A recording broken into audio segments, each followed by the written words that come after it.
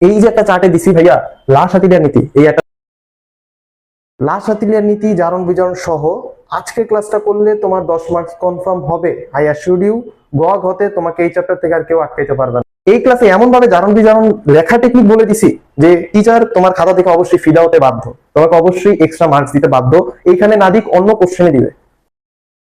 আসসালামু আলাইকুম এভরিওয়ান, আমি আমি হচ্ছে রাফি ভাই। আজকে তোমাদেরকে রাসায়নিক বিক্রিয়ার এই চ্যাপ্টারটা একবারে ক্লিয়ার করে দেওয়ার ট্রাই করব, ঠিক আছে? তো এখানে আমি সম্পূর্ণ চ্যাপ্টারের একটা যেটা বলে কনসেপ্ট রিভিউ, সেটা আমি দিয়ে রাখছি।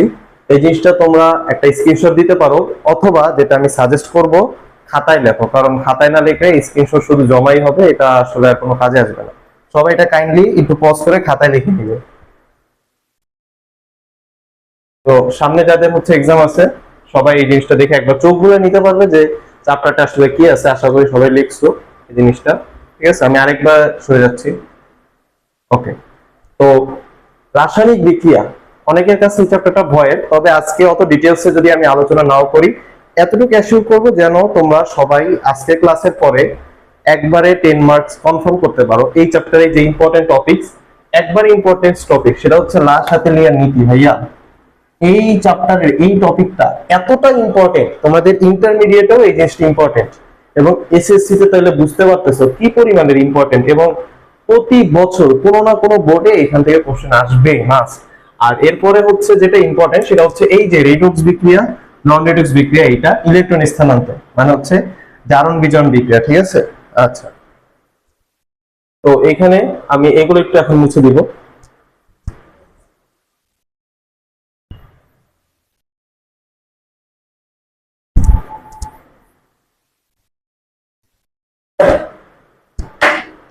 সবার আগে এই চ্যাপ্টারটাতে আমাদের ভৌত পরিবর্তন এবং রাসায়নিক পরিবর্তনের জিনিস আলোচনা করা হয়েছে।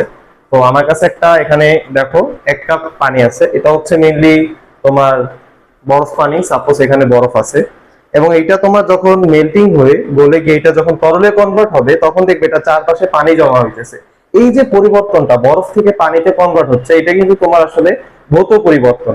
আর এইখানে আমরা যদি কোনো কেমিক্যাল ইউজ করি, তখন এটা কিন্তু হয়ে যাবে রাসায়নিক পরিবর্তন, ঠিক আছে?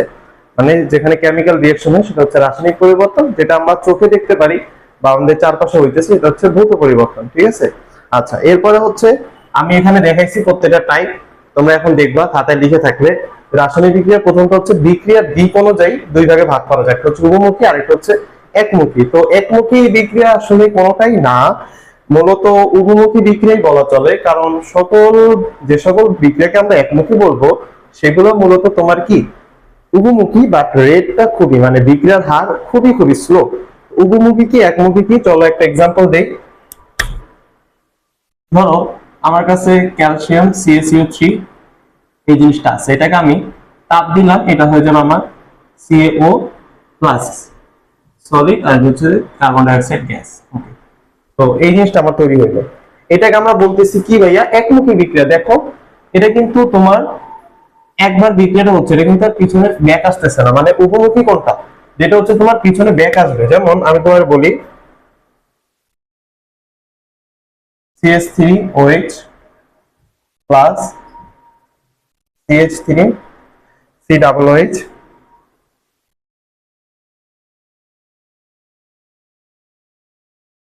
CH3CO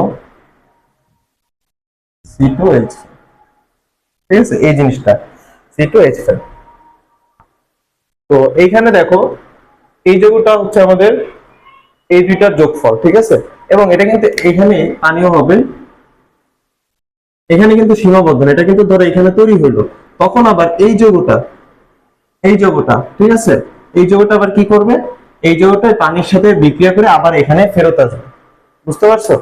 এই যৌগটা হচ্ছে পানির সাথে বিক্রিয়া করে আবার ফেরত আসবে, এর জন্য এটাকে আমরা বলি উভমুখী বিক্রিয়া, উভমুখী সাইন দেয়, ঠিক আছে? উভমুখী সাইন দেয়, এবং এটার নাম হচ্ছে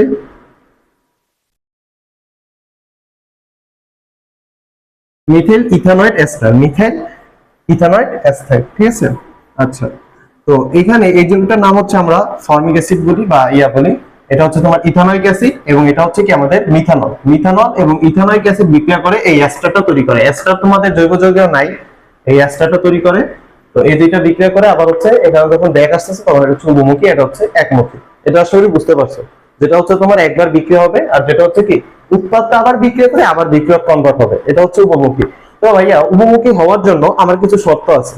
কি কি শর্ত আছে? সেটা হচ্ছে এই যে বিক্রিয়াটা, এটাকে তোমার অবশ্যই একটা আটকানো জায়গার ভিতরে করতে হবে। তুমি যদি এই জিনিসটাকে তুমি যদি একটা খোলা পাত্রে করো, তখন কিন্তু এটাই আগেরটার মতো একমুখী হয়ে যাবে। ঠিক আছে? তো আরো কিছু কিছু জিনিস আছে যেগুলো তোমাদের বইয়ে নাও থাকতে পারে, উপর লেভেল আছে। সেটা হচ্ছে তুমি ধরো এখানে এটা তৈরি হলো না, তুমি পানিকে সরে নিয়ে গেলা, তখন ও কার সাথে বিক্রিয়া করে দেখা আসবে বলো তো?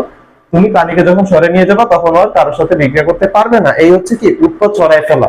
ঠিক আছে? এইভাবে তুমি কিন্তু করতে পারো, একমুখী করতে পারো। ঠিক আছে? আচ্ছা, তো এই আমাদের গেল বিক্রিয়ার দিক অনুযায়ী রাসায়নিক বিক্রিয়ার অনেকগুলো প্রকারভেদ নিয়ে আলোচনা করেছে। চ্যাপ্টারটার নামই হচ্ছে রাসায়নিক বিক্রিয়া। তো এটা হচ্ছে আমাদের প্রথম টাইপ, বিক্রিয়ার দিক অনুসারে কয় প্রকার। ঠিক আছে?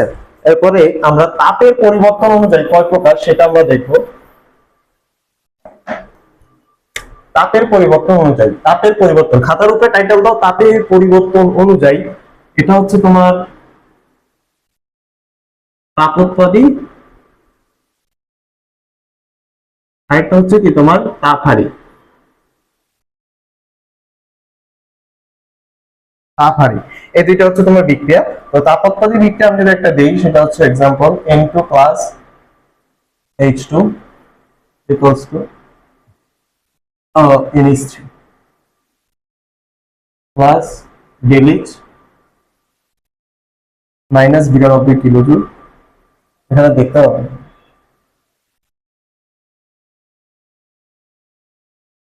Fe প্রভাবক হিসেবে কাজ করবে। এখানে তোমার আরো কিছু কিছু জিনিস আছে, এগুলো লাগবে। তোমার বই দেখবে, এই বিক্রিয়াটা বই আছে। ঠিক আছে? আমি জাস্ট দ্রুত করার জন্য সংক্ষেপে লিখলাম। তো নাইট্রোজেন এবং হাইড্রোজেন বিক্রিয়া করে NH3 তৈরি করতেছে। ঠিক আছে? এখানে অনেক সহজ প্রয়োগ আছে, এগুলো আমি লিখলাম না এখন। তো মেইনলি হচ্ছে Fe প্রভাবক হিসেবে কাজ করে। আচ্ছা, তো তাপোৎপাদী বিক্রিয়ার মেইন যে থিমটা সেটা হচ্ছে তোমার এইখানে দেখতে পাচ্ছ আমি মাইনাস দিছি। ডেলিচ মানে কি? তাপের পরিবর্তন। দেখো এখানে অবশ্যই নাইট্রোজেন এবং নাইট্রোজেন তিনটা বন্ধন নিয়ে তৈরি হয়েছে। ঠিক আছে? নাইট্রোজেন এবং নাইট্রোজেন তিনটা বন্ধন নিয়ে তৈরি হয়েছে। আবার এখানে হাইড্রোজেনের মাঝখানে এইভাবে একটা বন্ড আছে না? সরি, এরকমের আছে। ঠিক আছে? তো এই যে বন্ড গুলো, এগুলো ভাঙতে একটা শক্তি দরকার। এই যে তাপের পরিবর্তন, এইখানে একটা শক্তি আছে, আবার এখানে এটা তৈরি হইতেছে। তো এটা তোমরা রাসায়নিক শক্তি পরবর্তী চ্যাপ্টারে গেলে জানবা যে ডেলিচটা আসলে কিভাবে বের করা যায়। ঠিক আছে? আপাতত জানো যে এই বিক্রিয়ার ডেলিচ হচ্ছে মাইনাস। তো যে সকল বিক্রিয়ার ডেলিচ এর মান মানে তাপের পরিবর্তন ঋণাত্মক হবে সেগুলো হচ্ছে আমার তাপোৎপাদী, আর যেগুলো হচ্ছে আমার ধনাত্মক হবে সেগুলো কি আমার তাপহারী। তাপহারী বিক্রিয়া আর তাপোৎপাদী বিক্রিয়া মেইনলি হচ্ছে তাপ উৎপন্ন হয়। তুমি চাইলে ডেলিচ মাইনাস 92 ডিগ্রি 92 না দিয়ে তুমি চাইলে এটাকে দিতে পারো, এটাকে তুমি প্লাস 92 কিলোজুল এটাও দিতে পারো, মানে প্লাস লিখে দিলা, জাস্ট প্লাস লিখে দিলা। ঠিক আছে? এটাও তুমি দিতে পারো। এবার হচ্ছে তাপহারী। ঠিক আছে? N2 plus O2 equals to N 2N। তো এখানে যেটা হইতেছে সেটা হচ্ছে তোমার তাপহারী, মানে হচ্ছে এখানে এই জিনিসটা এটা যখন তৈরি করবে তখন হচ্ছে তাপ দরকার, মানে কি তাপ দরকার। ঠিক আছে? তো এটা হচ্ছে এখানে তোমার এখানেও চাইলে যে তাপমাত্রা থাকে সেটা তুমি প্লাস আকারে এখানে লিখতে পারো, অথবা তুমি এখানে লাস্টে ডেলিচ ইকুয়ালস টু প্লাস আকারে যেটা আছে সেটা লিখে দিবে। এটা বই চেক দিবা যে এখানে কি আছে। ঠিক আছে? এখানে একটা ডেলিচ আছে, সেটা তুমি চাইলে এখানে প্লাস আকারে লিখতে পারো। আদারওয়াইজ তুমি এখানে এই বিক্রিয়াটার সাথে প্লাস এত তাপমাত্রা আমার দরকার সেটা এভাবেও লিখতে পারো। এটা হচ্ছে তোমার মেইনলি কি তাপহারী এবং তাপ উৎপাদী কনসেপ্ট যেটা। ঠিক আছে? এটা শরীর ক্লিয়ার হয়েছে।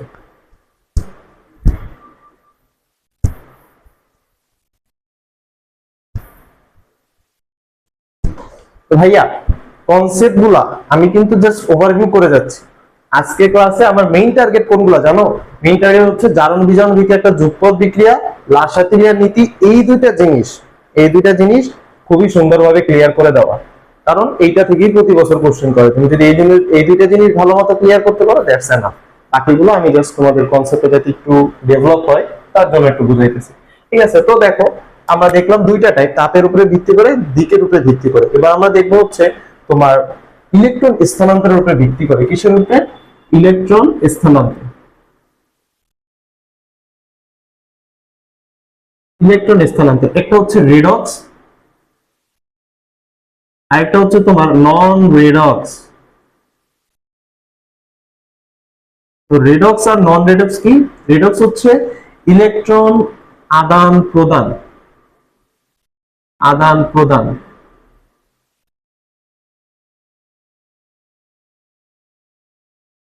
হবে, আর এখানে হচ্ছে ইলেকট্রন আদান প্রদান হবে না।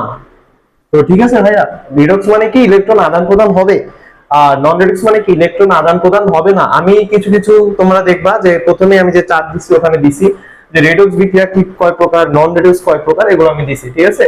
তো রেডক্স মানে কি ইলেকট্রন আদান প্রদান হবে, আর ইলেকট্রন আদান প্রদান মানে কি জারণ বিজারণ। তো আজকে ক্লাসে সবচেয়ে ইম্পর্টেন্ট টপিক এখনই আসতেছে, যারা মনোযোগ দিয়ে ক্লাসটা করবা তারা অবশ্যই বেনিফিটেড হবে এখন থেকে। তো ইলেকট্রন আদান প্রদান হলে রেডক্স বিক্রিয়া, ইলেকট্রন আদান প্রদান না হলে নন রেডক্স বিক্রিয়া। তো রেডক্সে কিছু কিছু জিনিস আছে, যেমন সংযোজন বিক্রিয়া, তারপর হচ্ছে তোমার বিয়োজন বিক্রিয়া, এরকমের কিছু কিছু জিনিস আছে। আর দহন বিক্রিয়া আমি সেগুলো প্রথমে লিখে দিছি। আর নন রেডক্স হচ্ছে তোমার অলক্ষেপণ বিক্রিয়া আর হচ্ছে প্রশমন বিক্রিয়া, দুইটা আছে নন রেডক্সে, বাকি সব হচ্ছে কি রেডক্স বিক্রিয়া। নন রেডক্স হচ্ছে শুধু দুইটা, প্রশমন আর হচ্ছে কি অনলি তোমার অলক্ষেপণ, ঠিক আছে। ওকে, তো এটা মাথায় রাখলে ইলেকট্রন আদান প্রদান হবে না, আর রেডক্স হচ্ছে কি ইলেকট্রন আদান প্রদান হবে। এবার আসো, রেডক্স মানে কি ইলেকট্রন আদান প্রদান হবে, ইলেকট্রন আদান প্রদান মানে কি জারণ বিজারণ, ইলেকট্রন আদান প্রদান মানে কি জারণ বিজারণ। তো এখন জারণ কখন হয় আর বিজারণ কখন হয় এই জিনিসটা নিয়ে আলোচনা করব। জারণ মানে হচ্ছে মাথায় রাখবা ভাইয়া ছাড়ন, জারণ মানে কি, জারণ মানে হচ্ছে ছাড়ন। এটা কিন্তু অনেকেই জারণ বিজারণে হিমশিম খায়, বি কেয়ারফুল। কার ছাড়ন? জারণ মানে কার ছাড়ন? ইলেকট্রনের ছাড়ন। কার ছাড়ন? কার ছাড়ন? ইলেকট্রনের ছাড়ন, দুই মাইনাসে ছাড়ন, ঠিক আছে। তুমি ধরো একটা বিক্রিয়ায় সোডিয়াম ক্লোরাইড, সোডিয়াম ক্লোরাইড গঠন করবা, সোডিয়াম ক্লোরাইড গঠন করবা। তো এখানে সোডিয়াম কি করবে তুমি প্রথমে জানো? সোডিয়াম হবে প্রথমে, সোডিয়াম একটা ইলেকট্রন ত্যাগ করবে মাইনাস, এটা হয়ে যাবে Na+। তোমাদের বইয়ে এরকম মাইনাসটা এই পাশে না লিখে এটাকে এইখানে প্লাস এইভাবে দেখায়, অ্যাজ ইউ উইশ দেখাইতে পারো। আর ক্লোরিন কি করবে? এই যে একটা এখানে মাইনাস আমি এভাবে দেখাই তোমাদের বোঝার সুবিধার্থে, এই ইলেকট্রনটা যে ত্যাগ করলো সোডিয়াম, সেইটা আবার ক্লোরিন গ্রহণ করে ক্লোরিন হয়ে যাবে মাইনাস। তাহলে ভাইয়া এখানে একটা প্লাস কেন? কারণ সে ত্যাগ করছে, সে হচ্ছে ধনী মানুষ, তাই সে ধনাত্মক পজিটিভ। আর সে হচ্ছে গরিব, সে গ্রহণ করতেছে যে ভাই আমার একটা ইলেকট্রন দাও, তাহলে এটা হয়ে যাবে কি ক্লোরিন মাইনাস। তোমরা এর আগে চ্যাপ্টারে যখন বন্ধন তৈরি করছো বিভিন্ন যৌগে, তখন দেখছো যে কিভাবে বন্ডগুলো তৈরি হয়, আমি জাস্ট একটা ওভারভিউ করলাম। তো জারণ সংখ্যা কিভাবে নির্ণয় করব আমরা বলতো? জারণ সংখ্যা, কয়েকটা জারণ সংখ্যা আমার কাছে এখানে লিখে নিয়ে আসছি, সেগুলো আমি নির্ণয় করব, খুবই ইম্পর্টেন্ট। H3PO4, H3PO4, Na2S2O3, আর কি কি আছে দেখি, K2Cr2O7, K2Cr2O7, ঠিক আছে। তো এই জিনিসগুলা, এই তিনটা আমি এক্সাম্পল দিয়ে বুঝাই দিব। আর এইটার জারণ সংখ্যা আমরা যদি নির্ণয় করতে পারি আমরা সবগুলাই পারবো। ঢাকা বোর্ড 24 আসছিল যে সোডিয়াম থায়োসালফেটের সংকেত কোনটা, এইটা হবে অ্যান্সার। ঢাকা বোর্ড 24 আসছিল, তোমরা দেখবে এমসিকিউতে, ঠিক আছে। তো এগুলো একটু নামগুলো জেনে রাখবা, যেটা হচ্ছে সোডিয়াম থায়োসালফেট। ওকে, আচ্ছা। এখন জারণ সংখ্যা কিভাবে নির্ণয় করবো আমরা প্রত্যেকটা নির্ণয় করে দেখাই। দেখো, আমরা দেখলাম যে হাইড্রোজেন কি করে, হাইড্রোজেনের হচ্ছে তোমার কক্ষপথ কয়টা? একটা, একটা ইলেকট্রন এখানে থাকে। তো হাইড্রোজেন কি করতে পারে? এই একটা ইলেকট্রন সে শেয়ার করে, দুইটা করে, তখন সে স্টেবল হয়। তার মানে কি, তার যদি সে জারণ সংখ্যা কত +1, সে সবসময় দেখবা H+ হয়, একটা ইলেকট্রন সে ত্যাগ করে দেয়। আচ্ছা, তাহলে এখানে আমরা কি করব? হাইড্রোজেন কয়টা? তিনটা, হাইড্রোজেনের জারণ সংখ্যা হচ্ছে +1 * 3। এবার হচ্ছে ফসফরাসের, আমার বাই করতে বলছে ফসফরাসের জারণ সংখ্যা, কেন্দ্রীয় পরমাণু, এখানে আমরা বাই করব হচ্ছে সালফারের, এখানে আমরা বাই করব হচ্ছে ক্রোমিয়ামের, ঠিক আছে। এগুলো হচ্ছে আমরা জারণ সংখ্যা বাই করব। তো কিভাবে বাই করব? এবার হচ্ছে এই যে আমরা হাইড্রোজেনের জন্য +1 দিলাম, প্লাস আমরা পি জানি না, পি আছে আমাদের একটা, এই একটা পি কে আমরা ধরবো হচ্ছে এক্স। তারপর হচ্ছে আমরা অক্সিজেন, অক্সিজেন কি ধরবো? আমরা অক্সিজেন জানি, আমরা অক্সিজেনের জারণ সংখ্যা হচ্ছে -2 * 4। কেন ভাইয়া -2 লিখলাম? কারণ আমরা জানি অক্সিজেন সবসময় ইলেকট্রন গ্রহণ করে। অক্সিজেনের লাস্টে কয়টা? অক্সিজেনের লাস্টে হচ্ছে তোমার, অক্সিজেন হচ্ছে মেইনলি 6টা, 6টার ভিতরে লাস্টেও থাকে হচ্ছে 6টা। এখানে ধরো এই যে 6টা ওর আছে, 2 4 5 6 6। এখন ও চাবে যে বাইরে থেকে যেন দুইটা ইলেকট্রন ওর আসে এখানে পূর্ণ করে, ঠিক আছে? তো যেহেতু দুইটা ইলেকট্রন সে গ্রহণ করতে চায় অলওয়েজ, তাই হচ্ছে তার -2। তো এখানে হচ্ছে এই জিনিসটা, তো দেখো এই জিনিসটা সমান সমান আমরা ধরবো কত, 0। এই পুরোটা যেহেতু চার্জ নিরপেক্ষ সেহেতু আমরা 0 ধরবো। বাট আমাকে যদি এখানে NH4+ অ্যামোনিয়াম আয়ন বাইর করতে বলতো, তখন কিন্তু আমরা এরকম ভাবে এটা আমরা দেখাবো, আমরা এটাও দেখাবো NH4+, ঠিক আছে? ধৈর্য ধরো, তখন দেখবা কি হয়। এখানে আমরা 0 ধরছি কারণ এটা পুরাটা হচ্ছে চার্জ নিরপেক্ষ। তো এই জিনিসটা দেখো। আচ্ছা আচ্ছা আমি দেখি তো আমার ভিডিওটা হচ্ছে কিনা, 1 মিনিট।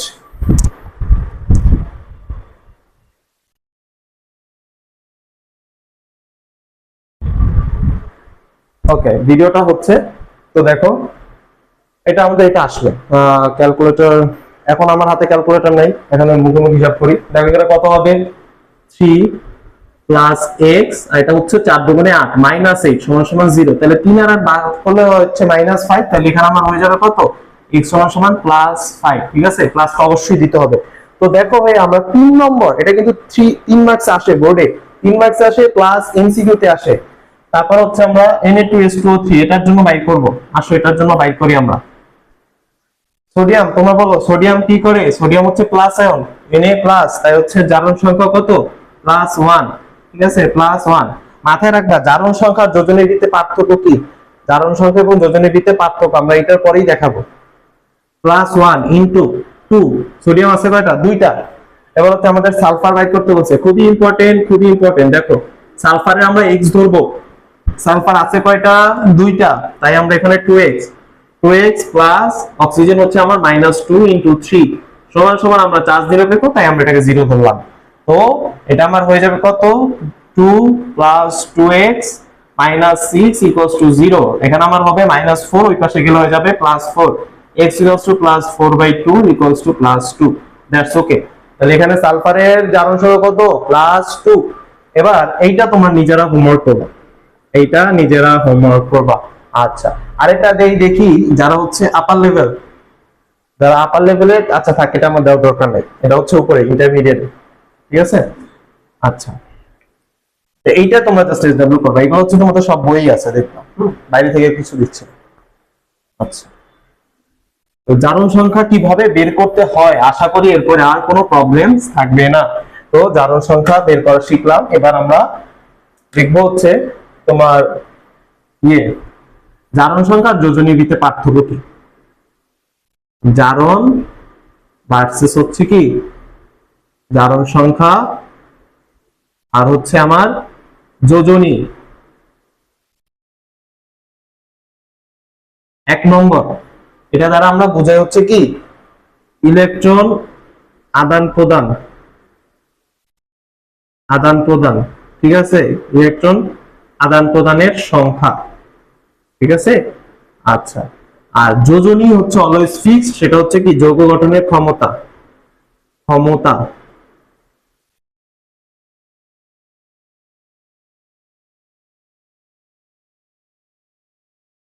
এটা হচ্ছে কি আমার জারণ সংখ্যা কি হইতে পারে বলতো, জারণ সংখ্যা ঋণাত্মক হইতে পারে। আচ্ছা আমি এইভাবে লিখি, ঋণাত্মক,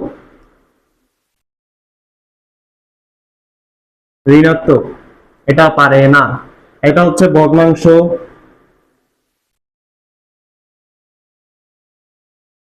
ক্লিয়ার হয়েছে? এটা ভগ্নাংশ হইতে পারে। যেমন আমরা এখানে KO2 সুপার অক্সাইড, দেখবা বইয়ে আছে সুপার অক্সাইড লেখা, KO2 এটা কি হবে বলতো জারণ সংখ্যা, এখানে হচ্ছে পটাশিয়ামের হচ্ছে +1, অক্সিজেন হচ্ছে 2x সমান 0।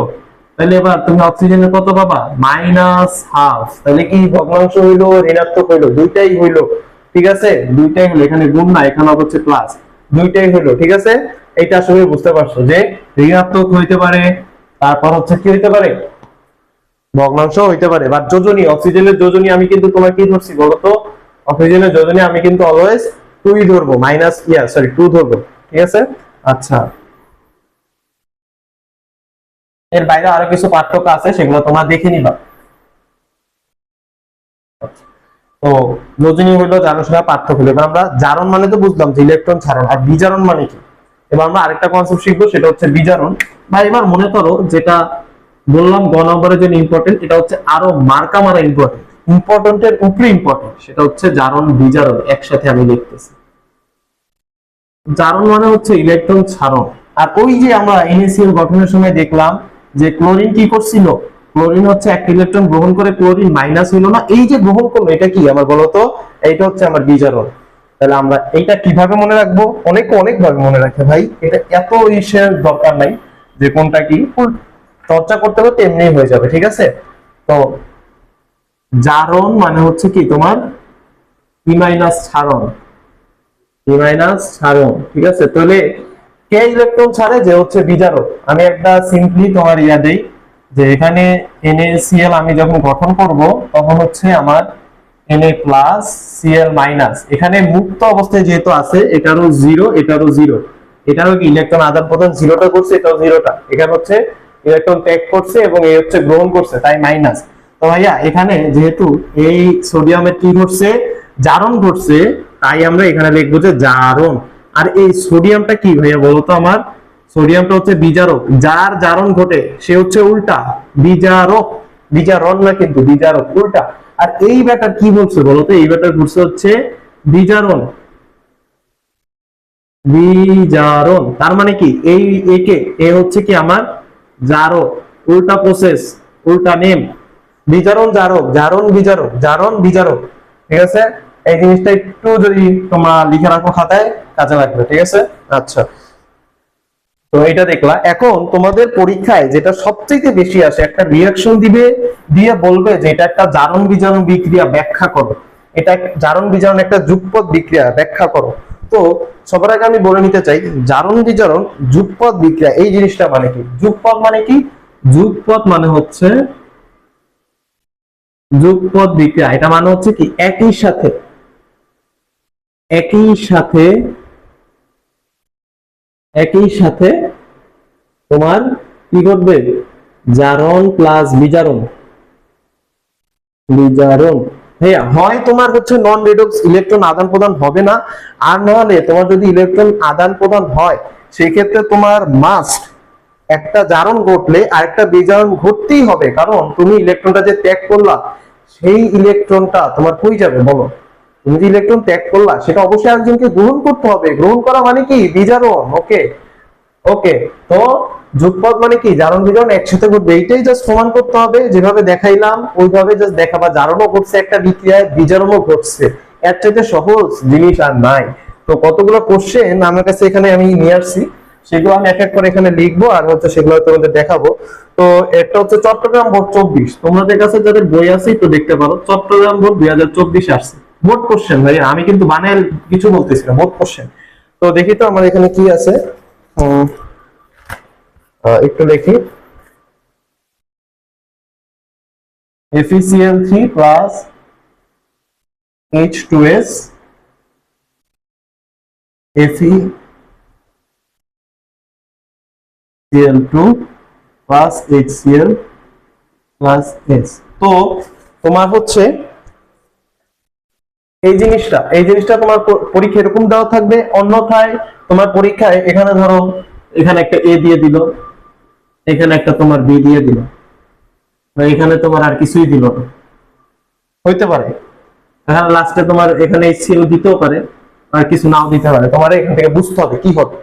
তো তোমাকে AB বাইর করতে হবে, বাইর করে তুমি এখানে লিখবা যে A হচ্ছে আমার FeCl2 আর B হচ্ছে FeCl2 আর A হচ্ছে আমার সালফার, ঠিক আছে। এর জন্য বেশি বেশি করে বিক্রিয়া চর্চা করতে হবে, বিশেষ করে পুরো বইয়ে যত বিক্রিয়া আছে সবগুলো নখদর্পণে রাখতে হবে, আমি কিন্তু আলাদা খাতায় প্র্যাকটিস করতাম বিক্রিয়াগুলো। ওকে, তো দেখো এখানে আমরা দেখতে পাচ্ছি যে ক্লোরিন, ক্লোরিন হচ্ছে তিনটা, আমরা জানি ক্লোরিনের হচ্ছে মাইনাস, জারণ সংখ্যা মাইনাস, তো তিনটা ক্লোরিনের জন্য কয়টা হবে 3 মাইনাস দরকার, কিন্তু আমাদের F আছে কয়টা, একটা, তাই আমাদের এখানে হয়ে যাবে কি তিনটা F এর দরকার, 3 প্লাস F3 প্লাস, ঠিক আছে, Fe3 প্লাস। আমরা জানি শর্টকাট টেকনিক, সেটা হচ্ছে এখানে যে সংখ্যাটা সেইটা এখানে পাওয়ারে চলে যাবে, আর এইখানে যে সংখ্যাটা সেটা হচ্ছে এখানে হচ্ছে জারণ সংখ্যা আসা পড়বে, বুঝা গেল।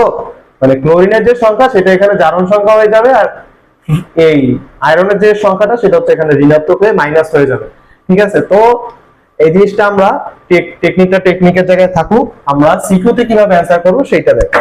তো প্রথমে তুমি এই বিক্রিয়াটা তুললা, তোলার পরে তুমি কি করবা, তুমি চাইলে প্রথমে একবারে দেখাই দিতে পারো, এখানে একটা মাইনাস দিয়ে এখানে একটা 3 প্লাস দিয়ে, এখানে হচ্ছে তুমি একটা 0 দিবা, এখানে হচ্ছে 2 মাইনাস দিবা, 2 মাইনাস, এখানে হচ্ছে প্লাস। যদি দুইটা হাইড্রোজেন এখানে 2 মাইনাস হয়ে যাবে, এখানে এসে আর হাইড্রোজেন আমরা জানি অলওয়েজ প্লাস, দুইটা মিলে 2 প্লাস হবে।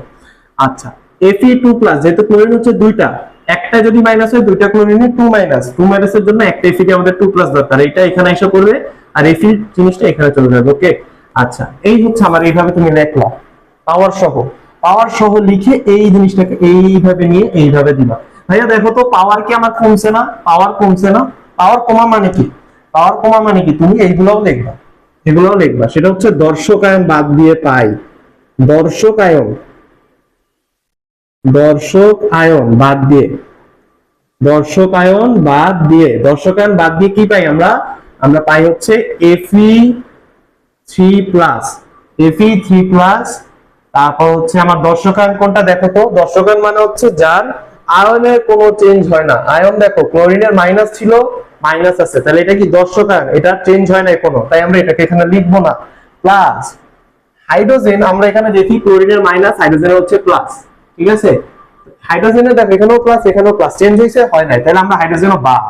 এবার দেখো সালফারের 2 মাইনাস 0 চেঞ্জ হয়ে গেছে, তাহলে আমরা এখানে হচ্ছে কি লিখবো, এখানে আমরা সালফার 2 মাইনাস লিখবো, ইকুয়ালস টু Fe2+ আর হচ্ছে B+। অনেকেই হয়তো বুঝতেছো না যে কেন এখানে সালফারে 0 হইবে। আমি তোমাকে শুরুতে যে एग्जांपल দেখাইছিলাম সোডিয়াম ক্লোরিন, আমি তখনই বলছি যে যৌগবিহীন যত যাই আছে সবকিছু কি হবে আমার 0 হবে, মানে মুক্ত যেগুলো থাকবে। এখানে যদি শুধু হাইড্রোজেন থাকতো H2, সেটা আমরা 0 লিখতাম, ঠিক আছে। আচ্ছা, মুক্ত যেগুলো থাকবে সেগুলো 0। এবার হচ্ছে আমি দর্শকায়ন বাদ দিয়ে লিখলাম, যেগুলো হচ্ছে কোনো চেঞ্জ হয় না, ঠিক আছে। এইটা লিখলাম, লিখে আমরা এখানে লিখবো জারণ বিক্রিয়া, এগুলো সব লিখতে হবে, নাইলে কিন্তু 3 আউট অফ 3 পাবা না। Fe3+ কি করছে, Fe3+ না, জারণ বিক্রিয়া হচ্ছে তোমার কি ইলেকট্রন ত্যাগ করছে। তো S2- মানে কি, এই আগে থেকেই হাইড্রোজেনের দুইটা ইলেকট্রন দখল করে বসে আছে, তাই না। তো S2- এর ভিতরে আগে থেকে দুইটা ইলেকট্রন আছে, তো এখানে সে মাইনাস করে কয়টা, দুইটা ইলেকট্রন মাইনাস করে দিল।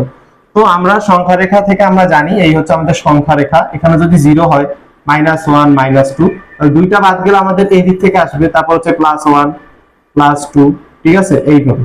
তো যেহেতু এখানে 0 হইলো, এখানে 0 হইলো, সালফার 0, তাহলে এবার তোমরা বলো আমাদের জারণ সংখ্যা, আমরা জানি যত এদিকে আসবে সংখ্যা রেখা তত কি মান কমতে থাকে। এখানে যদি -3 লিখতাম, -3 কিন্তু কি -2 এর চাইতে ছোট, 0 এর চাইতে ছোট, তাহলে আমাদের জারণ সংখ্যা এইদিকে যাওয়া মানে কি, সংখ্যা রেখা এদিকে যাওয়া মানে কি বাড়তেছে, তার মানে সালফারের পাওয়ার 0 মানে কি এর জারণ সংখ্যা বাড়ছে। আর জারণ সংখ্যা বাড়া মানে কি জারণ সংখ্যা বাড়া মানে কি জারণ কিভাবে, মানে দুইটা ইলেকট্রন ত্যাগ করার কারণে তার জারণ সংখ্যা 2 বেড়ে গেল, মানে -2 এর সাথে তুমি এভাবে, এখানে আমি বোঝানোর জন্য লিখতেছি -2 +2, ঠিক আছে, +2, দুইটা ইলেকট্রন ছাড়া আমরা জানি কি প্লাস আয়ন যুক্ত হয়, ইলেকট্রন ছাড়া মানে কি প্লাস আয়ন যুক্ত হয়, আগে ছিল -2 এবার হচ্ছে +2, দুইটা মিলে আসলে নিউট্রাল হয়েছে, দ্যাটস অল। ওটা কিন্তু আমি বোঝানোর জন্য লিখছি, ঠিক আছে, ওটা কিন্তু কোনো কনসেপ্ট না। তো এই জিনিসটা তোমাদের বইয়ে যেহেতু এই পাশে লেখে, তোমরা এই পাশে লিখে দিবা, সিম্পল, শেষ। এবার হচ্ছে বিজারণ বিক্রিয়া, ঠিক আছে। বিজারণ বিক্রিয়া আমরা কি করব, সিম্পল। বিজারণ বিক্রিয়া হচ্ছে Fe3+ ছিল না, Fe3+ প্লাস এই যে দুইটা ইলেকট্রন ত্যাগ করলো, সেটা হচ্ছে আমরা গ্রহণ করবে, দুইটা ইলেকট্রন গ্রহণ করে আমার কি হয়ে যাবে Fe3+ +3 - 2, তার মানে হয়ে যাবে কি Fe+। এখন ভাইয়া জীবনে দেখছো Fe+ নামে কোনো যৌগ আছে? নাই। Fe3+ আছে, আর কমলে সর্বোচ্চ 2+ হতে পারে। তো তার মানে কয়টা Fe, এই দুইটা ইলেকট্রন কয়টা Fe মাঝখানে চলে যাবে, আমার বলতো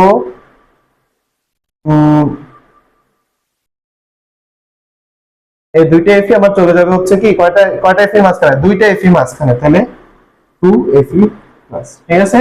আচ্ছা, ওকে, তাহলে এটা বুঝতে পারছো যে কয়টা Fe3+, তাহলে দুইটা ইলেকট্রন যদি সে গ্রহণ করে Fe2+ হয়ে যাবে Fe3+ থেকে, ঠিক আছে। আচ্ছা, তাহলে জারণ সংখ্যা কমলো, তার মানে কি এটা বিজারণ, কি বিজারণ, তো 2 Fe+, ওকে, শেষ, ডান এটা। আচ্ছা, এবার হলো এটা বুঝতে পারছো, তার মানে দেখো আমাদের বিজারণ ঘটতেছে না, Fe3+ কি দুইটা ইলেকট্রন গ্রহণ করতেছে, তাহলে এটা কি আমার বিজারণ। বিজারণ তার মানে এইটাকে বলো আসলে আমার কে জারক, যার বিজারণ ঘটে সে জারক। এই যে সালফার এ কি করতেছে, জারণ করতেছে, তার মানে এ হচ্ছে কি আমার বিজারক, এ হচ্ছে কি আমার বিজারক। তো ভাইয়া আমার ক্লাসের মূল টার্গেট কিন্তু রাসায়নিক বিক্রিয়া ফুল পড়ানো না, আমার টার্গেট ছিল লাসাতেলিয়া নীতি আর হচ্ছে জারণ বিজারণ বোঝানো। তো জারণ বিজারণ বুঝতে পারলে আর লাসাতেলিয়া বুঝতে পারলে আমি সার্থক।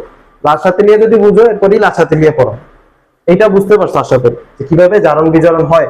ঠিক আছে, এরপরে তুমি আবার লিখবা দর্শক আয়ন সহ, দর্শক আয়ন সহ, দর্শক আয়ন সহ, দর্শক আয়ন সহ। কি দর্শক আয়ন সহ কি বলতো? দর্শক আয়ন সহ হচ্ছে আমার কি ছিল, Fe3+, FeCl3 plus H2S equals to FeCl2 plus HCl plus S। এখন দেখি তুই একটু সমতাকরণ, কয়টা Fe এখানে ইউজ করছি আমরা, দুইটা Fe, তাহলে 2FeCl3। এখানে কয়টা Fe, এখানে হচ্ছে আমার দুইটা Fe। তাহলে দেখো দুইটা Fe মিললো, 3 দুগুণে 6, 6টা ক্লোরিন, 2 দুগুণে 4, 4 আর 1 এ 5, 5টা। এবার এখানে হাইড্রোজেন ছিল দুইটা, আমরা এখানে দুইটা দিলাম, তাহলে এবার কত হলো, 4টা একটা 6টা। তাহলে দেখো ভাইয়া এটা কিন্তু সমতাকরণও হয়ে যাচ্ছে। ইন্টারমিডিয়েটে যখন তোমরা পড়বা দেখবে এরকম সমতাকরণ অহরহ আছে। ঠিক আছে, এটা তোমাদের কাছে কঠিন লাগতে পারে, এইভাবে যারা লিখবা তাদের অবশ্যই টিচারের ইমপ্রেশন খুবই ভালো হবে, এইভাবে যারা বুঝায় লিখতে পারবা। ঠিক আছে, আচ্ছা এরপরে তোমরা লিখবা যে এখানে বাংলা কিছু ব্যাখ্যা দিতে পারো চাইলে, যে এখানে এটা হয় Fe3+ এর জারণ ঘটে, Fe3+ এর বিজারণ ঘটে, সালফারের হচ্ছে আমার জারণ ঘটে, কারণ এর ইলেকট্রন সংখ্যা কমে, এর ইলেকট্রন ত্যাগ করে এটা হয় সেটা হয়, মানে ব্যাখ্যাটা, এটা ব্যাখ্যাটা জাস্ট লিখতে পারো, না লিখলেও সমস্যা নেই, 2-1 লাইন লিখো। ঠিক আছে, এই হচ্ছে আমার জারণ বিজারণ। আশা করি ভাইয়ারা বুঝতে পারছো। তো মাঝখানে আসলে চার্জ শেষ হয়ে গেছিল, তো তাই এই জিনিসটা আমরা একটু পজ হয়েছে, বুঝতে পারবেন আপনারা। তো এখানে দেখেন আমরা যেখানে ছিলাম জারণ বিজারণ, সেখানে এই জিনিসটা দেখতে পাচ্ছেন, আপনাদের হোমওয়ার্ক থাকবে, এখানে আমি লিখে দিছি কোনটার কি চার্জ, আপনারা জাস্ট এই অনুযায়ী কোনটা জারণ করছে কোনটা বিজারণ করছে আগের মতো বিক্রিয়াটা লিখে সুন্দরভাবে করে ফেলবেন, হোমওয়ার্কটা করে ফেলবেন। অবশ্যই হোমওয়ার্কটা আমাদের পেজে আপনারা মেসেজ দিয়ে পাঠিয়ে দিবেন, অথবা আপনারা কমেন্টে জানাবেন যে হোমওয়ার্ক করছেন কিনা। ঠিক আছে, আচ্ছা তো এই হচ্ছে বিষয়, গেল আমাদের জারণ বিজারণ। এখান থেকে আপনারা 3 মার্কস কমন পাবেন। এবং এর আগে যে আমরা জারণ সংখ্যা শিখেছিলাম, সেখানে আপনাদের তো 3 মার্কস কনফার্ম করছি, এটাও 3 মার্কস কনফার্ম। আচ্ছা, তো জারণ সংখ্যা আমাদের কিছু একটা মিসিং ছিল, সেটা হলো আপনার, আমি ওইখানে আপনার নিরপেক্ষ আয়নগুলো দেখাইছিলাম, কিন্তু আমাদের যে নিরপেক্ষ বাদে বিভিন্ন জিনিস আছে, যেমন ধরেন NO3- বললো যে ভাইয়া এইটার আপনার জারণ সংখ্যা নির্ণয় করতে, বা মনে করেন এখানে আপনার PH4+, এইখানে আপনার জারণ সংখ্যা নির্ণয় করতে বলছে। এটা কিভাবে করবো আমরা? ধরেন আমার নাইট্রোজেনের জারণ সংখ্যাকে আমি X ধরে নিলাম, কারণ এটার জারণ সংখ্যা জানতে চাইছে। বা ধরেন Cr2O7 2- ভাই আল্ট্রা লেভেলে প্রোম্যাক্স কঠিন, আমি এইটার বদলে আমি আপনাকে এইটা শিখাই, আপনি ওটা এমনি পারবেন। দেখেন এটা কিভাবে করবেন, আপনার বাই করতে বলছে ক্রোমিয়ামের আয়ন, আপনি এখানে জাস্ট ক্রোমিয়াম যেহেতু দুইটা আছে 2 × x ধরে নেবেন, এবং প্লাস দিবেন হচ্ছে অক্সিজেন কয়টা, 7টা, 7 × অক্সিজেনের চার্জ কত, -2। মাথায় রাখবেন এই 2- কার, এই 2- কিন্তু অক্সিজেনের না, এই 2- হচ্ছে সম্পূর্ণ এই আয়নটার পাওয়ার। ঠিক আছে, তো এই যে 2- সম্পূর্ণ আয়নটার পাওয়ার, তো যেহেতু এটা চার্জ নিরপেক্ষ নয় তাই আমরা -2 লিখে দিব। এবার ক্যালকুলেশন করেন, x এর মান যেটা আসবে সেটাই आंसर। এবার এখানে জাস্ট 0 হবে না, এইটা হবে। এবার দেখেন এটাও সেম কেস, ফসফরাসটা বাইর করব আমরা। তো ফসফরাসের জন্য আমরা যেহেতু একটা আছে তাই x, এবং হাইড্রোজেনেরটা আমরা জানি +1 × 4, তাহলে 4টা হাইড্রোজেন সমান সমান কত হবে আমার, +1, যেহেতু এটা চার্জ নিরপেক্ষ না। এই প্লাসটাও কিন্তু আপনার কি, এই সম্পূর্ণটা চার্জ, শুধু হাইড্রোজেনের চার্জ না, এগুলো আপনারা জানেন। এগুলো হচ্ছে আপনাদের আগের চ্যাপ্টারে যখন আপনারা যে বন্ধন পড়ছিলেন, যে কিভাবে যৌগ তৈরি করতে হয়, যৌগমূলক পড়ছেন, এগুলো জানেন আপনারা আশা করি। তো এই হলো আমাদের এই টপিকটা, যে জারণ বিজারণ যুগপৎ বিক্রিয়া, জারণ বিজারণ কি, রিডক্স বিক্রিয়া, নন রিডক্স বিক্রিয়া। এর বাইরে আপনাদের এটা কি ছিল, জারণ বিজারণ রিডক্সে ছিল। এছাড়াও আপনাদের আরো কিছু জিনিস আছে নন রিডক্সে, যেমন হচ্ছে সংযোজন বিক্রিয়া, তারপর হচ্ছে আদ্র বিশ্লেষণ, এরকম আরো অনেক কিছু সরি আপনাদের আরো বিশেষ ধরনের বিক্রিয়া সমনুকরণ, পলিমারকরণ, আদ্র বিশ্লেষণ, এই তিনটা। আর হচ্ছে রেডক্স বিক্রিয়া যেটা, সেটা হচ্ছে জারণ বিজারণ। তো দেখাইলাম রেডক্স মানে কি, জারণ বিজারণ।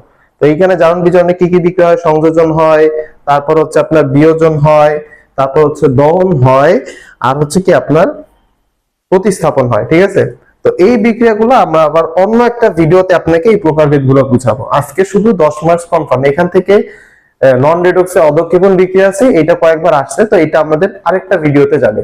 আজকে 10 মার্কস যেটা বেশি কমন, সেটা কিভাবে এনশিওর করবেন?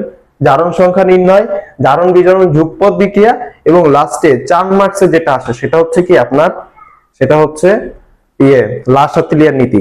খুবই ইম্পর্টেন্ট, এসএসসি এইচএসসি দুই ক্ষেত্রেই ইম্পর্টেন্ট। তো আমি সেটা এমন ভাবে পড়াবো যেন আপনার এইচএসসি তে ওই জিনিসটা পড়া না লাগে। ঠিক আছে, তো দেখেন লা-শাতিলিয়ার নীতি খুবই ইম্পর্টেন্ট।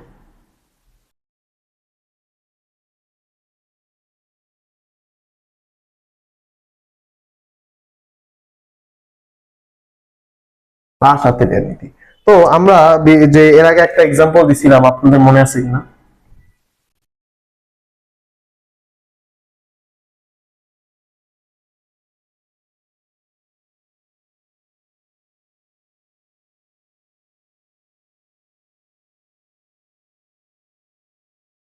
এই যে একটা অভিমুখী বিক্রিয়া, এই বিক্রিয়াটা কিন্তু আপনার ধরেন প্রথম ধরেন 0 সেকেন্ড, যখন হচ্ছে 0 সেকেন্ড বিক্রিয়াটা জাস্ট কেবল স্টার্ট হয়েছে, তখন কি এই জায়গায় কি আমার পরিমাণটা সবচাইতে বেশি না? মনে করেন এখানে তখন হচ্ছে আমার আপনার আছে হচ্ছে এক্স পরিমাণ, আর এখানে আছে কি 0 মোল, এখানে আছে হচ্ছে আমার এক্স মোল, এখানে হচ্ছে আমার 0 মোল। যখন 0 সেকেন্ড, যখন বিক্রিয়াটা 1 সেকেন্ড গেল, তখন মনে করেন এখান থেকে এক্স মাইনাস এ মোল, মানে হচ্ছে এ পরিমাণ জিনিস বিয়োজিত হয়ে আপনার এখানে গেছে, এমল এখানে চলে আসছে। ঠিক আছে, মানে এ পরিমাণ জিনিস এই এক্স থেকে বাদ গিয়ে এখানে চলে আসছে উৎপাদে।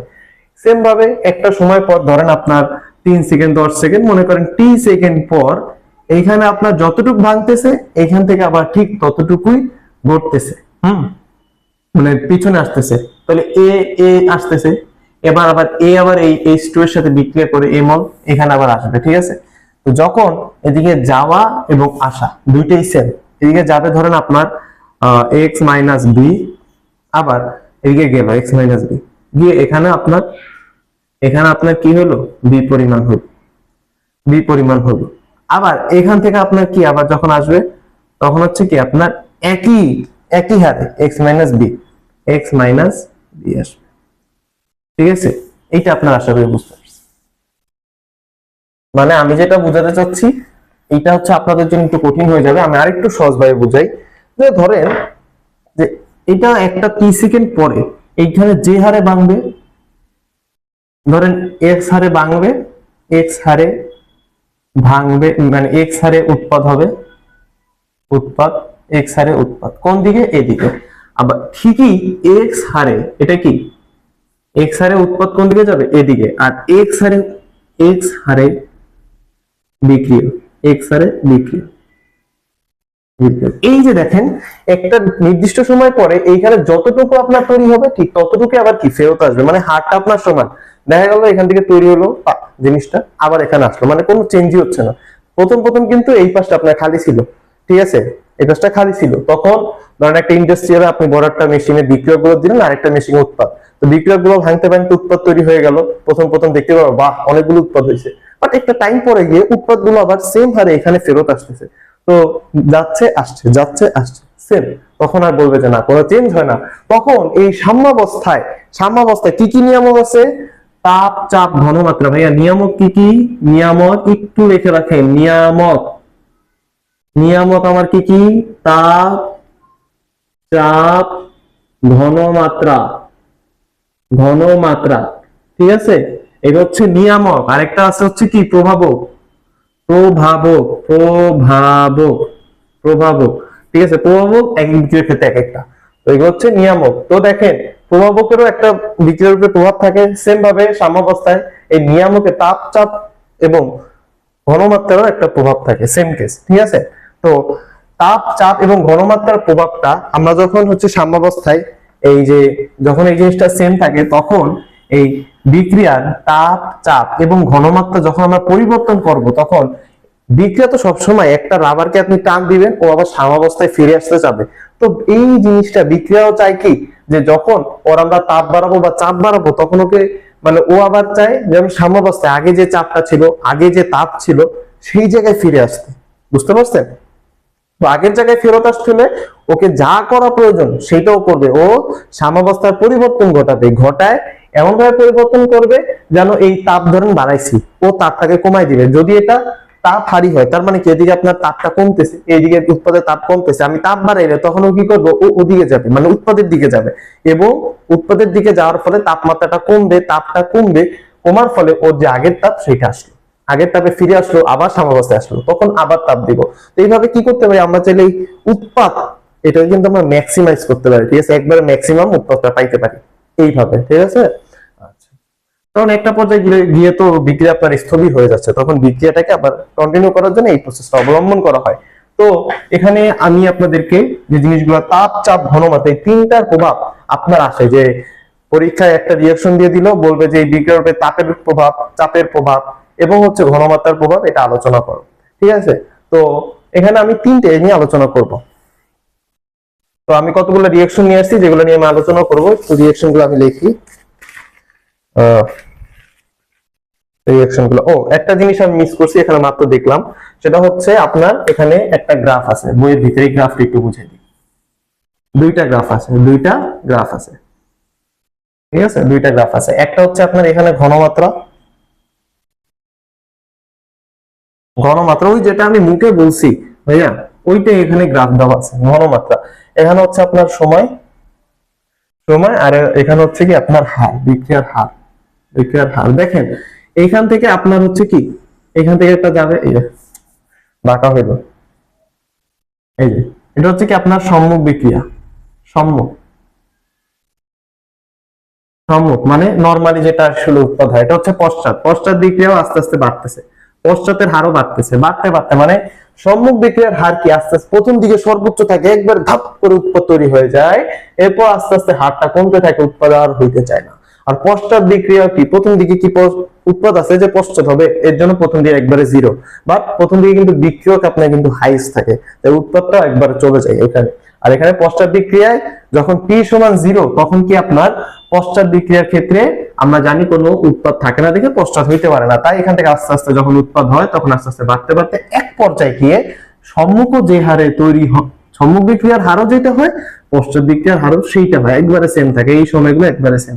ঠিক আছে, আচ্ছা। এবার ঘনমাত্রার ফ্যাক্টরটা কি, ঘনমাত্রা আপনার হচ্ছে এই যে ধরেন একটা ঘনমাত্রা আসলো, এটা হচ্ছে কি আপনার সম্মুখ বিক্রিয়া, সম্মুখ, এই যে আপনার এটা হচ্ছে কি পশ্চাৎ। আসলে জিনিসটা কি, পশ্চাৎ সম্মুখ বিক্রিয়া যে দেখেন ঘনমাত্রা কিন্তু একবারে সেম, এখানেও যেটা এটাও, মানে পশ্চাৎ বিক্রিয়া ঘনমাত্রা একটা পর্যায়ে এটা হলো এক্স মল, আর সম্মুখ বিক্রিয়া ঘনমাত্রা এটাও কি ওয়াই মল। তো এদের এক্স ওয়াই মানে হচ্ছে এদের ঘনমাত্রাটা চেঞ্জ হইতেছে না, হয়তো একটা ঘনমাত্রা হচ্ছে আপনার 1 মোলার, আরেকটা হচ্ছে 2 মোলার, এটা আপনার সমান হবে কি হবে না এটার উপর ডিপেন্ডেবল না। এটা ডিপেন্ডেবল কিসের উপর, যে ভাই আমার 1 মোলার আছে, 2 মোলার আছে, এইটাই থাকবে, ঘনমাত্রা ইজ আনচেঞ্জড, আপনার ঘনমাত্রা আনচেঞ্জ হবে। আর এখানে কি হারটা সমান হবে, বিক্রিয়ার হার। হ্যাঁ, আমি যদি এটাকে বলি ডেল এক্স বাই ডিটি, ঠিক আছে, পরিবর্তন বাই সময়, এটা কিন্তু আপনার সেম হবে। ঠিক আছে, এখানে এই হারটা কিন্তু আপনার সেম, হারটা হচ্ছে ধ্রুবক। আর এখানে হচ্ছে আপনার ঘনমাত্রাটা সেম না হইতে পারে, বাট কি অপরিবর্তিত থাকবে। এখানে এক্স হোক ওয়াই হোক সমস্যা নাই, ওর 2 মোলার আছে, এর 1 মোলার আছে, উৎপাদে ধরেন 2 মোল, 2 মোলার, বিক্রিয়কে 1 মোলার, এটা আনচেঞ্জ থাকবে, এটা চেঞ্জ হবে না, এটা যেরকম আছে 2 মোলার 2 মোলারই থাকবে, যতক্ষণ পর্যন্ত নাকি তাপ, চাপ, ঘনমাত্রায় কোনো পরিবর্তন করতেছি। আচ্ছা, এইটা কিভাবে করবো আমরা, এটা একটু দেখি।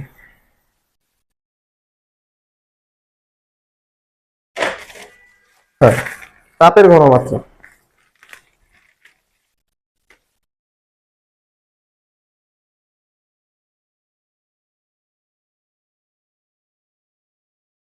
একটু ফাস্ট করতে হবে, খুবই মানে আর কি চার্জে একটু সমস্যা আছে, চার্জ শেষ হয়ে যাবে আমার।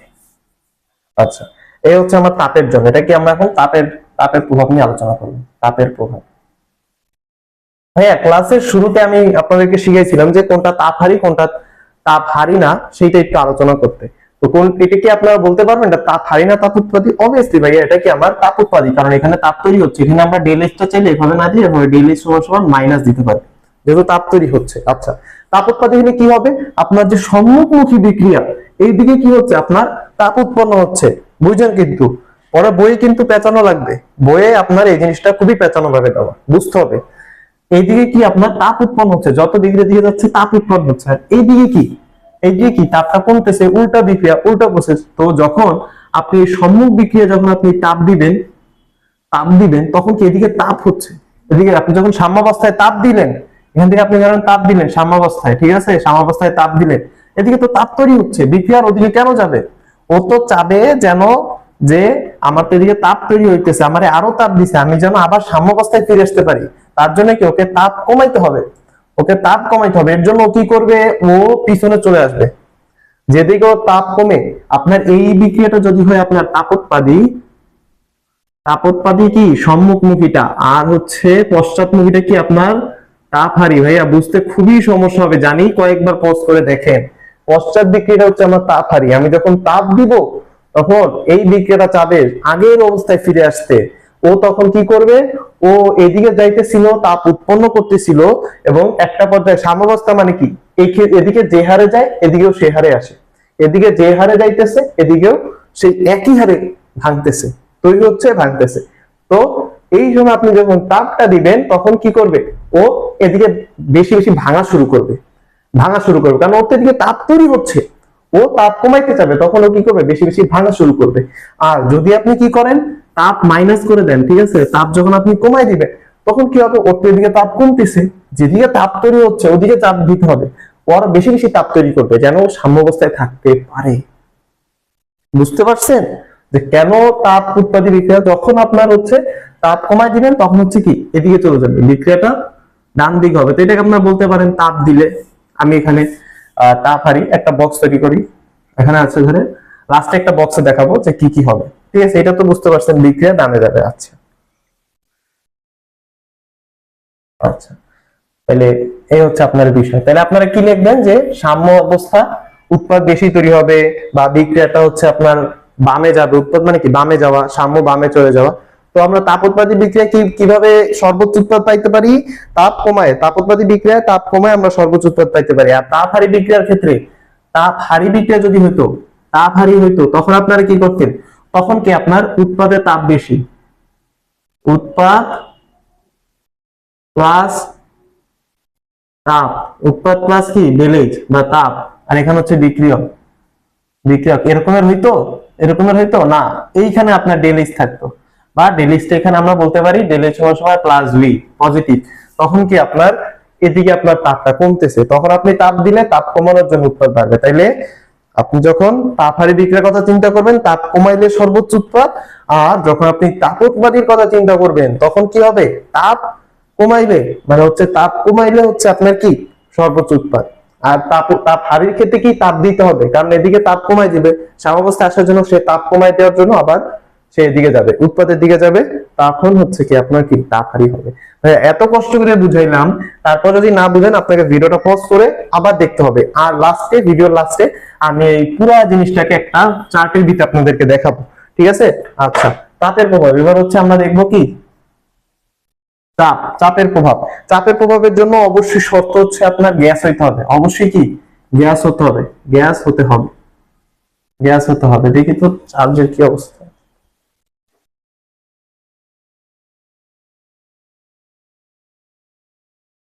ওকে, চার্জ আছে, গ্যাস হতে হবে। তাহলে চাপ হইতে হলে কি গ্যাস হইতে হবে।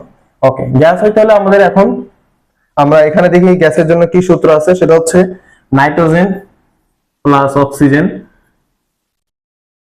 আবার উভমুখী তো অবশ্যই হবে 2n। এগুলো কিন্তু সবগুলাই আপনার কি, সবগুলাই হচ্ছে আপনার গ্যাস, সবগুলাই কিন্তু গ্যাস, সবগুলাই কি গ্যাস। এবার দেখেন ভাই এখানে কয় মোল? এখানে হচ্ছে আপনার 1 মোল, এখানে 1 মোল, টোটাল হলো এখানে 2 মোল, এখানেও 2 মোল।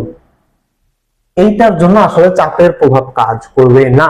এখানে আপনার যেহেতু 2 মোল, এখানে 2 মোল, এটার জন্য চাপের কোনো প্রভাব নেই। দুই পাশে যখন আপনার মোল সংখ্যা সমান হবে গ্যাসের, তখন চাপের কোনো প্রভাব কাজ করবে না। আচ্ছা দেখি দুই পাশে তাপে ছাড়া, মানে গ্যাসের ছাড়া, সমান ছাড়া আর কি এক্সাম্পল আছে। এটা হচ্ছে কি আপনার যে নোট করে রাখেন, দুই পাশে যখন সমান হবে তখন আপনার কি চাপের প্রভাব কাজ করবে না। আচ্ছা এরপর আরেকটা আছে, সেটা হচ্ছে দুই পাশে নাই 2SO2 প্লাস গ্যাস, এটা মেবি চট্টগ্রাম বোর্ডের কোশ্চেন। O2 গ্যাস, সবই কিন্তু বোর্ড কোশ্চেন আসা। 2SO3। তো দেখেন ভাই এখানে 2 মোল, এখানে 1 মোল, টোটাল কয় মোল হইলো? 3 মোল। বোঝানোর জন্য টোটাল 3 মোল, এগুলো কিন্তু লিখবেন না যে 1 মোল 2 মোল, এগুলো লিখবেন না, আপনাদের বোঝানোর জন্য আমি বলতেছি। এখানে কয় মোল? 2 মোল। মানে এইখানে যে পরিমাণ আপনার গ্যাস আছে, ধরেন এখানে আপনার গ্যাস আছে এই যে এই কয়টা, 2টা, এখানে গ্যাস আছে কয়টা আপনার? 3টা। তাহলে কোন পাশে গ্যাসের চাপ বেশি?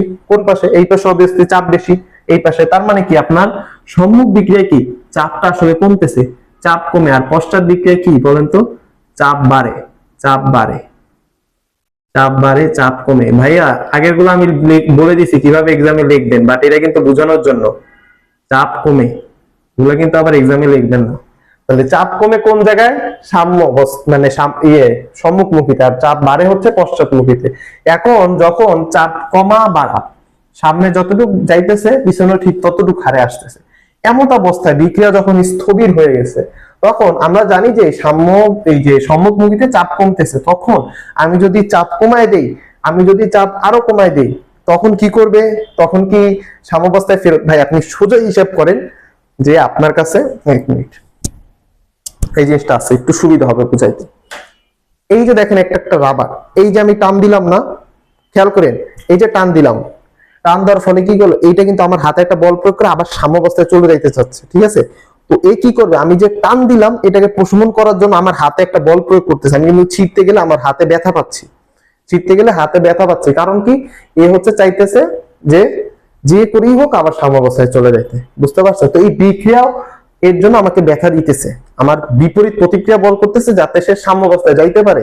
তো সেম ভাবে আপনার এই বিক্রিয়াও কি করবে? যখন আপনি চাপটাকে কমায় দিবেন, চাপ কমায় দিবেন, তখন সে কি করবে? চাপ বাড়াবে। উল্টা প্রসেস। চাপ কমায় দিবেন, আমি যেমন টান দিছি, সে আমার উপরে উল্টা ভাবে বল প্রয়োগ করে আবার সাম্যাবস্থায় আসতে চাচ্ছে। তো চাপ যখন আপনি কমায় দিবেন, চাপ বাড়ে কোন দিকে? এইদিকে, এদিকে। তখন আপনার কি হবে? এই বিক্রিয়াটার বিক্রিয়ক বেশি হবে। চাপ যখন কমাবেন তখন কি চাপ বাড়াইতে যাবে। আবার যখন আপনি চাপ কি করবেন? চাপ যখন আপনি বাড়ায় দিবেন তখন কি চাপ এখানে কি হইতেছে? কমতেছে। সিম্পল, এখানে কমতেছে। তখন আপনার কি হবে? চাপ এদিকে যেহেতু কমতেছে, আপনার বিক্রিয়াও উৎপাদ বেশি হবে। তাহলে চাপের প্রভাবের ক্ষেত্রে এই ক্ষেত্রে মানে এই পাশে উৎপাদে মোল সংখ্যা কম, বিক্রিয়কে মোল সংখ্যা বেশি, এমন ক্ষেত্রে আপনাকে কি করতে হবে? ম্যাক্সিমাম উৎপাদ পাইতে হলে চাপটাকে কমায় দিতে হবে। তখন চাপটাকে বাড়ায় দিতে হবে। বাড়ায় দিলে এদিকে চাপ কমবে, ফলে উৎপাদও বেশি হবে। সিম্পল। আচ্ছা এবার হচ্ছে এই জিনিসটা শেষ। এবার হচ্ছে ঘনমাত্রার প্রভাব। লাস্টে যখন চাপটা দিব না, তখন ভাই আরো ক্লিয়ার হবেন, সমস্যা নাই। এরপরে যদি ক্লিয়ার না হন, ভিডিওটা পজ করে দেখতে হবে, ঠিক আছে? আচ্ছা ঘনমাত্রার জন্য কি রিঅ্যাকশন আছে একটু দেখি। ঘনমাত্রার জন্য যেটা আছে সেটাও চট্টগ্রাম বোর্ডেরই আসা। চট্টগ্রাম বোর্ডে বেসিক্যালি আপনার বলছিল কি যে একটা রিঅ্যাকশন দিয়ে বলছিল যে এটার উপরে যত ভাবে আমি উৎপাদটাকে ম্যাক্সিমাম করতে পারি, সর্বোচ্চ উৎপাদ পাওয়ার ওয়েগুলা, সর্বোচ্চ উৎপাদ কিভাবে এই বিক্রিয়া থেকে পাওয়া যায় সেইভাবে আমি যে দেখাইলাম 2SO3 তাপ উৎপাদী, তাপ হারি, এইভাবে আপনার যেভাবে দেখাইলাম, যে কয়টা উপায়, সব কয়টা উপায় আপনি এখানে কি করতে পারবেন? অ্যাপ্লাই করতে পারবেন। 98 কিলোজুল বা 198 কিছু একটা ছিল। আচ্ছা তো দেখেন এখানে গ্যাস আছে, চাপের প্রভাব কার্যকর। আবার গ্যাসের জন্য কিন্তু তাপের প্রভাবও কার্যকর। শুধুমাত্র চাপের প্রভাবে শুধুমাত্র গ্যাস, তাপের প্রভাবে সবকিছুই আছে। আর ঘনমাত্রার প্রভাব কি? ঘনমাত্রার প্রভাব হলো আপনার এখানে যেটা আছে এটাও সেম আছে। আমরা জানি, আমরা গ্রাফ থেকে দেখছি কি সাম্যাবস্থায় কি থাকে ভাইয়া? পশ্চাতের যে ঘনমাত্রা সম্মুখ, এটা কি সম্মুখ, এটা কি আমার পশ্চাতের যে ঘনমাত্রা এক্স, সম্মুখের যে ঘনমাত্রা ওয়াই, দুইটাই একই হারে ভাঙতে থাকে, তৈরি হইতে থাকে। পশ্চাৎ বিক্রিয়ায় এক্স পরিমাণ যদি আপনার তৈরি হয়, সম্মুখ বিক্রিয়ায় ঠিক একই পরিমাণ কি হবে? আপনার হচ্ছে হবে, মানে যে ঘনমাত্রা সেটা কিন্তু থাকবে, যেটা ছিল এটা স্থিরই থাকবে, ঠিক আছে? যেটা ছিল সেটা স্থির থাকবে, x সমান সমান y হওয়ার দরকার নাই। তো যেহেতু স্থির থাকবে সেহেতু আপনি যদি এক পাশে ঘনমাত্রা বাড়ান, সে কি করবে, সে আবার আগেরটায় চলে আসবে। মানে ধরেন এই পাশে হচ্ছে আপনার 1 মোলার, এই পাশে হচ্ছে আপনার 2 মোলার। এবার আপনি যদি কি করেন, এখানে 1 মোলার বাড়ায় দেন +1, তখন তখন সে কি করবে, তখন এখানে আমার ঘনমাত্রা আগের চাইতে বেশি হয়ে গেল, তখন সে ঘনমাত্রা কমানোর জন্য আবার এদিকে চলে যাবে। ঘনমাত্রা কমানোর জন্য এদিকে চলে যাবে, মানে উৎপাদ বেশি হবে। তার মানে কি, ঘনমাত্রার প্রভাবে, ঘনমাত্রার প্রভাবে আপনার কি, ঘনমাত্রার প্রভাবে আপনার কি করতে হবে, উৎপাদে যদি আপনি একটু ঘনমাত্রা বাড়ান বা নতুন কোনো যৌগ অ্যাড করেন, তাইলে তো ঘনমাত্রা বাড়তেছে আসলে, তাই না? আপনি যখন অক্সিজেন একটু অ্যাড করলেন বা SO2 আরেকটু অ্যাড করলেন, তখন ঘনমাত্রা বাড়তেছে। ঘনমাত্রা বাড়া মানে কি, উৎপাদ বেশি তৈরি হবে। আর যদি আপনি উৎপাদের হচ্ছে ঘনমাত্রা কমায় দেন, মানে উৎপাদ নিয়ে যান, তখন কি এর ঘনমাত্রা কমে গেল, কমে যাবে যখন, তখনও কিন্তু এই বিক্রিয়কটা এখানে চলে আসবে। ঠিক আছে, কারণ তখন এখানে ঘনমাত্রা কমে গেল, ও আবার কি ওর ঘনমাত্রা আগের জায়গায় আনার জন্য বাড়াবে, আগের জায়গায় আনার জন্য বাড়ানোর জন্য এখানে আবার উৎপাদ তৈরি হবে। কিন্তু আপনি ধরেন এখানেই ঘনমাত্রা একটা কমায় নিলেন, এখান থেকে আরো ঘনমাত্রা মানে SO3 থেকে ঘনমাত্রা এখানে চলে আসে, এই ঘনমাত্রাটাকে বাড়ায় দিবে। বুঝতে পারছেন এতটুকু জিনিস? আচ্ছা, তাহলে এই ছিল আমার ঘনমাত্রার প্রভাব, আশা করি বুঝতে পারছেন। তো এবার আমি এই টোটাল জিনিসটাকে আপনার একটা চার্টের ভিতরে যদি আনতে চাই, ঠিক আছে, চার্টের ভিতরে আমি আনবো। দেখেন,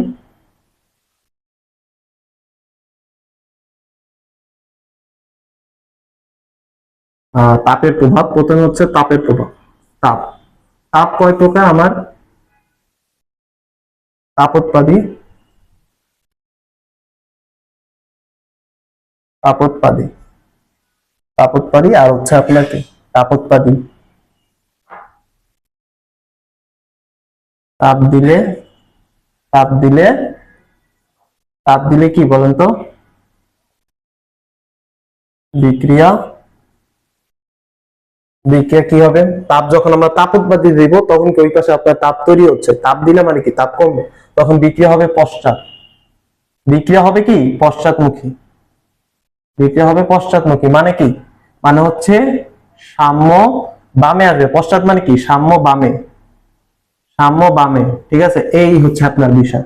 দেখতে পাচ্ছেন কিভাবে ভাগ করে দিচ্ছি, এইভাবে কিন্তু আপনি খুব কম ভাবে ভাগ পাবেন, খুব কম জায়গায় এরকম ভাগ করে দিবে। আর যদি আমি তাপ কমাই, তাপ উৎপাদী বিক্রিয়ায় তাপ কমাইলে আমার বিক্রিয়া সম্মুখমুখী হবে, বিক্রিয়া কি সম্মুখমুখী। আর সাম্য যাবে হচ্ছে আমার ডানে, সাম্য যাবে কি ডানে। দেখেন ভাই, খুবই সিম্পল, খুবই সিম্পল। আর যদি আমি তাপ হারি চিন্তা করি, এটা কিন্তু খুবই ইম্পর্টেন্ট, তাপের প্রভাবটা আমার খুবই ইম্পর্টেন্ট। তাপ দিলে, ঠিক আছে, তাপ হারিতে আমি যদি তাপ দেই, তাপ দেই, তাপ দিলে, তাপ দিলে কি হবে, আপনার বিক্রিয়া যেটা ছিল সেটা কি হবে, আমরা যখন তাপ হারিতে জানি তাপ সামনে কম, তখন তাপ দিলে বিক্রিয়াটা কি হবে সম্মুখমুখী হবে এবং সাম্য কি হবে ডানে চলে যাবে। ঠিক আছে, দেখতে পাচ্ছেন খুবই সিম্পল। তারপর হচ্ছে তাপ কমালে, তাপ কমালে, তাপ কমালে আমার বিক্রিয়া কোন দিকে হবে, বিক্রিয়া হবে পশ্চাৎমুখী, বিক্রিয়া হবে। আপনারা আমার এই যে আগে যেগুলো নোট করছেন একটু বই পড়ে এই জিনিসটাকে আপনারা নোট করে রাখেন।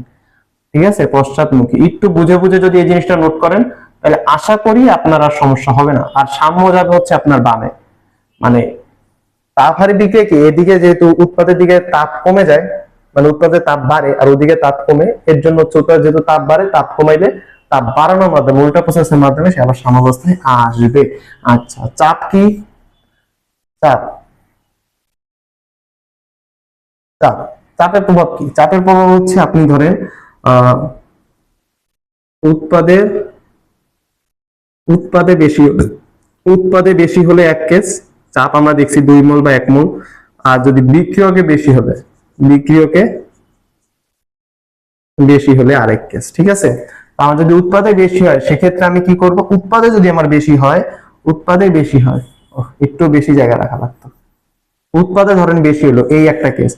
তখন উৎপাদে বেশি হলে আমি যদি চাপ বাড়াই, সাম্যাবস্থায় চাপ বাড়াই, সেক্ষেত্রে কি হবে আপনার সাম্য, উৎপাদ যেহেতু চাপ বেশি, সে আর সামনে কেন যাবে, সামনে কেন যাবে, সে পশ্চাৎমুখী হবে যেহেতু চাপ বেশি।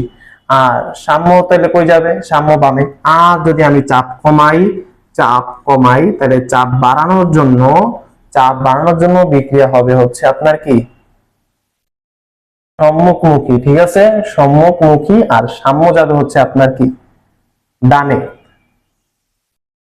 এই যে দেখেন খুব সুন্দর ভাবে একটু হাতের লেখাটা বুঝে নিবেন বা নোট করে নিবেন সুন্দর করে, এখানে টাইমের কারণে একটু ফাস্ট লিখতেছি। আচ্ছা, আর যদি বিক্রিয়কে বেশি হয়, ভাইয়া কি বললাম, বিক্রিয়কে, বিক্রিয়কে বেশি হলে, বিক্রিয়কে বেশি হলে যদি আমি চাপ বাড়াই, চাপ বাড়াই বিক্রিয়কে বেশি মানে বাম পাশে চাপ বাড়াই, যখন পশ্চাৎমুখী তখন হচ্ছে কি চাপটা বেশি হয়, উৎপাদে গেলে বিক্রিয়া কি হয়, যদি আমি চাপ বাড়াই তখন কি আমার পশ্চাতে কি হবে, পশ্চাতে কি হবে আপনার চাপ আসলে বাড়তেছে, আর সম্মুখে কি চাপটা কমতেছে, যেহেতু বিক্রিয়কে চাপ বেশি, তাহলে চাপ বাড়ালে সে তার পশ্চাৎ আসবে না, এখানে তো চাপ অটোমেটিক বেশি, সে কই যাবে, সামনে যাবে, তাহলে সামনে গেলে তাহলে বিক্রিয়া কি হবে, বিক্রিয়া হবে হচ্ছে আপনার সম্মুখমুখী, এবং এটা যাবে কোথায়, ডানে, সাম্য। ঠিক আছে। আচ্ছা, যদি আমি চাপ কমাই, চাপ কমাই কি হবে, এই চাপটা আপনারা যদি না বুঝেন, আপনাদের সিরিয়াসলি বলতেছি মাথা ঘুরবে, আগে বুঝেন, বুঝে এই চাপটা নোট করেন, না বুঝে করেন না। আচ্ছা, চাপ যদি আমি কমাই সেক্ষেত্রে আমার বিক্রিয়া যাবে হচ্ছে আপনার পশ্চাতে, পশ্চাতে, কারণ পশ্চাতে অলওয়েজ বিক্রিয়া আপনার কম, এবং সাম্য যাবে হচ্ছে কি পশ্চাৎ মানে কি সাম্য বামে সরবে। এই হচ্ছে আমার চাপের প্রভাব। এবার ঘনমাত্রার প্রভাব কিন্তু আরো সহজ, ঘনমাত্রার প্রভাব কিন্তু আরো সহজ, এখানে জায়গা দেখতে পাচ্ছেন কিনা জানি না, আমি খুব ছোট করে লিখবো। ঘনমাত্রা, ঘনমাত্রা উৎপাদের বাড়ালে, উৎপাদের বাড়ালে, উৎপাদের ঘনমাত্রা যদি আমি বাড়াই, উৎপাদের ঘনমাত্রা বাড়াই তখন কি হবে, তখন হচ্ছে বিক্রিয়া, বিক্রিয়া পশ্চাৎমুখী, উৎপাদের ঘনমাত্রা বাড়াইলে বিক্রিয়া পশ্চাৎমুখী, মুখী, তার মানে কি সাম্য বামে, বামে। আর যদি বিক্রিয়কেরটা বাড়াই, বিক্রিয়কেরটা বাড়ালে বিক্রিয়া সম্মুখমুখী, মানে হচ্ছে সাম্য ডানে। এই যে বুঝতে পারছেন আশা করি, একটু আমি দেখে আসি যে ক্যামেরায় এই জিনিসটা ধরছে কিনা।